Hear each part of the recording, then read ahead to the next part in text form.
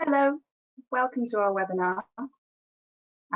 Please note that the webinar will be recorded and will be made available via our website, although the Q&A session will not be recorded. Please type any questions that you have into the questions box.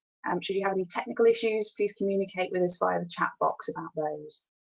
I'm Tallulah Chapman, I'm Communications Manager at FSC UK, and I'm just going to give a little bit of an introduction to today's webinar. So the EU TR, or EU Timber Regulation, came into force in March 2013, making it illegal to place illegally harvested timber and timber products on the EU market. The legislation affects all those that first place timber on the EU market, as well as traders further down the supply chain. After the 3rd of March 2013, it became a crime to place illegal timber on EU markets, and all organisations affected by the regulation have to adopt practices to assure that the timber or timber products they trade and supply are legal as a minimum. Independent certification schemes such as FSC can be considered part of the risk assessments involved in EU TR compliance. However, it's not a requirement under EU TR that products are FSC certified. From the 1st of January 2021, the European Timber Regulation and FLEGT will become UK domestic legislation as the UK Timber Regulations and FLEGT. Phil Matthews is with us today. He's an enforcement officer with the Timber team, who are part of the Office for Product Safety and Standards. It's their role to enforce the timber regulations within the UK on behalf of DEFRA. I'm now going to hand over to Phil, who will present on the UK timber regulations and the end of the transition period. And after that presentation, we'll take questions and answers. Okay, over to Phil. Thank you very much. Yes, good morning. As I said, my name is Phil Matthews, and today I'll be talking about our work as regulators for timber and the way things are going to change following the end of the transition period. So next slide, please. Thank you very much. So yeah, I'll begin by giving an overview of the Office of Product Safety and Standards, following with the state of the existing timber regulations as they were formed under the EU, before moving on to our position following the end of the transition period, and sort of rounding off with anything that may need to be done now and help that we can provide. So next slide, please. Thank you. The Timber team sits within the Office of Product Safety and Standards, which is itself part of the Department for Business, Energy and Industrial Strategy. OPSS have been appointed by DEFRA to carry out timber regulation as part of the wide range of environmental regulations OPSS is responsible for. As part of BASE, we are committed to working collaboratively with stakeholders, including businesses, and we have a continued role in policy development, implementation, and regulatory functions. Next slide, please. Thank you. So we're just going to have a brief timeline of the state of timber regulations in the UK. So in 2010, the European Union timber regulations were passed by the EU. And in 2013, the UK statutory instrument gave effect to EU TR, making it law in the UK. In 2016, a decision was made for the UK to leave the EU, and this was carried out on the 31st of January 2020, and the UK then entered the transition period. This transition period is due to end on the 1st of January 2021. From this date, Great Britain, England, Scotland and Wales will have its own timber regulations. Northern Ireland will remain subject to the European timber regulations as set out in the Withdrawal Act and the Northern Ireland Protocol. The European Timber Regulation EUTR and FLEGT will become UK domestic legislation as the UK Timber Regulations and FLEGT. The requirements under the UK regulations will remain the same as under EUTR. So I shall give a brief outline of EUTR here. Next slide, please. So the EUTR was designed to prevent illegally harvested timber from being placed on the EU single market. It does this by defining illegally harvested as contravening harvesting laws in the country of harvest and appointing a competent authority in each member state to enforce the regulation. It divides businesses that place timber on the EU single market into two groups, operators and traders, and has distinct requirements for each. Imports attached to FLEGT and CITES permits are both considered to be compliant under EUTR. FLEGT is a system by which a non-EU country may enter a voluntary partnership agreement with the EU, allowing that country to issue FLEGT licenses to importers, certifying that their import is legal. Currently, only Indonesia has entered into a VPA, although other countries are currently negotiating to enter into such agreements. CITES is a multilateral system by which certain endangered species, including species of timber, can only be legally traded if they are accompanied by a CITES permit. Next slide, please.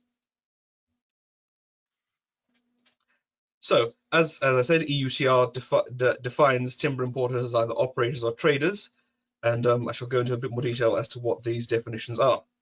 An operator is defined as any business that places timber or timber products on the market for the first time. Typically, this happens when a business imports a timber product from outside the EU for commercial purposes. Operators are required by EUTR to perform due diligence for each supply chain they create prior to that product being placed on the market, and are required to regularly evaluate and maintain those due diligence systems, which I'll speak further on in a moment. A trader is defined as any business that places timber on the market subsequent to it having been placed on the market by an operator. This means that any business that purchases timber for commercial purposes from within the EU single market is considered a trader. Traders are required under EUTR to keep records of whom they purchased the timber from and, where appropriate, to whom they sold the timber, and to keep these records for a period of 5 years. Next slide, please. So, as stated, operators are required to perform due diligence prior to placing timber on the market, and EUTR defines a compliant due diligence system as being comprised of 3 distinct parts. The first stage of the process is information gathering. Operators need to have documented all relevant information about the timber used in their products, component species, the country of harvest, the volume of the timber, and so on and so forth. This information must be collated for each discrete species of timber imported, or so if a product is made up of multiple species of timber, each species needs to have a separate set of information gathered for it.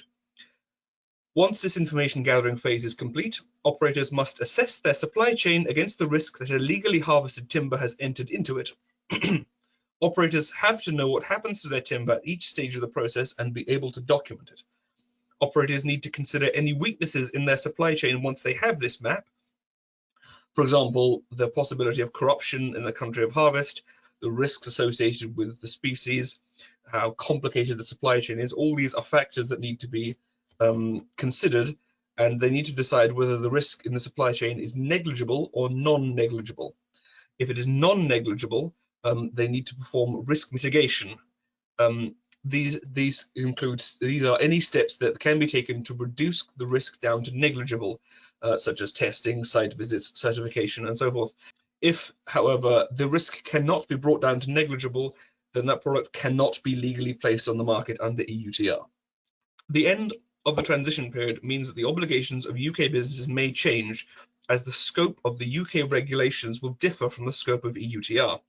While the terms operator and trader will continue to be used, operator will, under UKTR, refer to a business that places timber on the GB market for the first time, while trader will refer to a business that purchases timber that has already been placed on the GB market.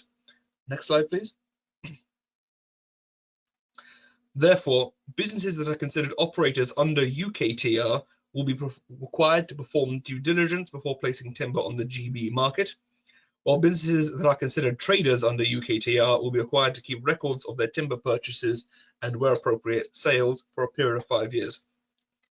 It should be noted that businesses that may have been considered traders under EUTR may be considered operators under UKTR. Next slide, please. I'm going to briefly touch on exporting timber to the EU, because following the end of the transition period, the UK will be considered a third country by the EU, and therefore businesses that export to EU member states following January the 1st, 2021 may be asked to provide paperwork to EU-based businesses in order that they may comply with their own obligations under EUTR. Next slide, please. I'm going to briefly touch on FLEGT and CITES again, because for FLEGT, a separately negotiated VPA has been agreed between the UK and Indonesia.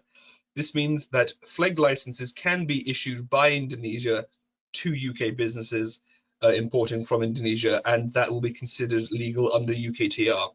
However, they are separate. This is a separate VPA than the one between Indonesia and the EU. Therefore, if you are importing timber from Indonesia and it goes via an EU member state, then that is not, then the FLEGT license is not considered an automatic sort of green lane through UKTR, and due diligence will have to be performed on that import. CITES is a multilateral agreement not dependent on the UK's membership of the EU, and therefore trade covered by CITES permits will not be affected by the end of the transition period. Next slide, please. We're going to spend a little time talking about Northern Ireland now. First, it's worth noting that Northern Ireland will be covered by both the Northern Ireland Protocol and the European Union timber regulations, and that the Office of Product Safety and Standards will be responsible for enforcement in both Great Britain and Northern Ireland. Next slide, please.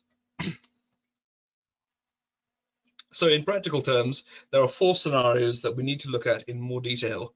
For timber moving from Great Britain to Northern Ireland, if a business in Northern Ireland brings in a timber product from Great Britain, England, Scotland and Wales, the business in Northern Ireland will need to undertake due diligence to ensure that they are able to comply with the due diligence requirements of EUTR.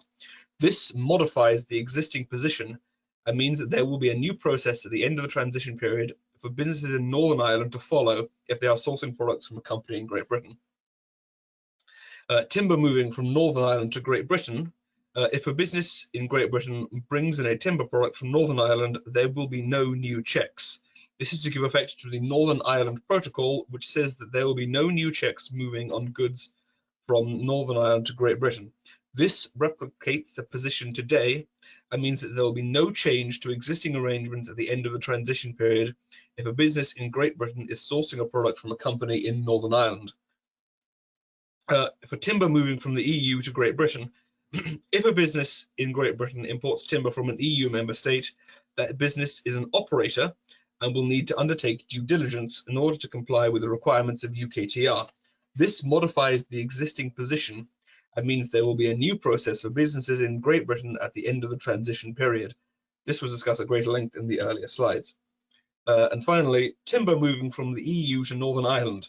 If a business in Northern Ireland buys timber that has already been placed on the EU market, the business is considered a trader. This replicates the position today and means there will be no change to existing arrangements at the end of the transition period. Thank you. Next slide, please.